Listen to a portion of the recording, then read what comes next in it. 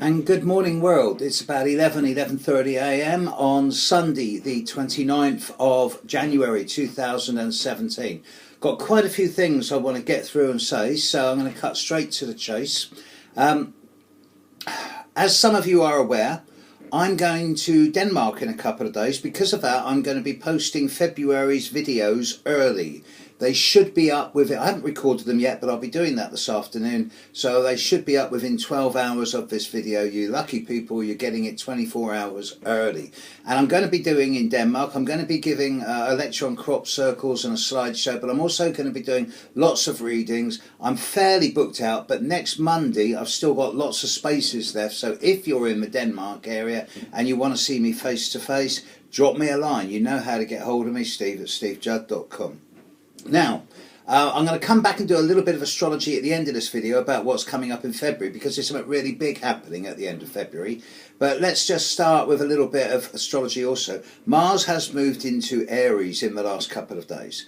This is important. Within a couple of days from now, by the 4th of February, we will have both Venus and Mars in Aries. Venus is high in the sky after sunset for all of us at the moment, but it's getting lower on the horizon now as it slows down, and it's going to be going retrograde at the end of February. So over this month, Venus will disappear. It'll get lower and lower, closer and closer to the sunset point, and then it will disappear, and in 2 months' time, it'll become the morning star. But over most of February, from about the 4th through to the end of the month, we've got Venus and Mars in Aries. Now, this is not going to be a quiet time. Venus doesn't like being in Aries. Mars loves being in Aries. It's home. It's its normal, brash, feisty, fiery, provocative and troublemaking with a small t self. There's likely to be a lot more capacity for impulsiveness, volatility and impatience, spontaneity, action. And this doesn't necessarily mean in a negative way. It is quite a warlike position, but it's also great for words like bravery, heroism, courage, action and dynamicism, as well as warfare, aggression and violence. In that light, I'm not going to speak too much about this because every time I talk about Donald Trump, I get a lot of vitriol, and particularly to those Trump supporters who have been writing me, telling me what they'd actually like to do to me physically.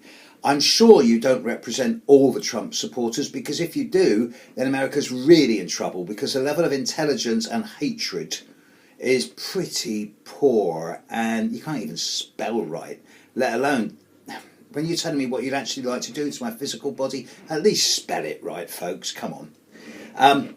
The recent developments that Trump's made, I'm not going to comment on them because it's not my place, and as I said, I don't want to attract too much more vitriol because I'm getting bored with it. But there does seem to be this energy of impulsiveness here. He's not thinking things through, at least that's the impression I get. After Theresa May left America, she went straight to Turkey and signed a really good contract. Yeah, it was for guns and arms and aeroplanes, which I'm not a fan of, but it does seem that Britain's going to be picking up a lot of deals from the Islamic countries that are going to be dropping America like the stone. And what's going to happen to America's oil imports now that he's banning Muslim interaction? Now there's quite a few of our British MPs who can't travel to America because they're Islamic, because they're Muslim. Yeah, I just get the impression it's not been thought through properly. So it'll be interesting to see what happens with Mars and Aries. There's going to be more and more shooting from the lip attitudes over this coming month, I suspect. On a completely different story, in a completely different light, last night I went to see La La Land. Now, I know you're not interested in my social life, right? Not that I got a big one. But last night I went to see La La Land, and it was so lovely to go to a movie without any violence, without any guns, and to see a genuine story that kept you guessing until the end. I really thoroughly enjoyed the movie, and I'm sure it's going to win all the Oscars. It's a great movie. If you get the chance, go and see it. If you're sensitive, it will make you cry, but it's such a good movie. Right, so back to the astrology. This coming month, February, I'm already kind of in February, it's going to be, I've said in a number of videos so far, and I certainly have said in a lot of my personal videos that I do for clients at the individual level, because I'm doing more and more of these now, it seems. Both monthly, quarterly, and 6 monthly.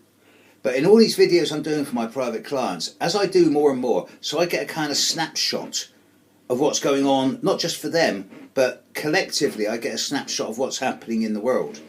And it really does seem to me that over 2017, the hardest period of 2017 is going to be over by the time we're into the middle of March.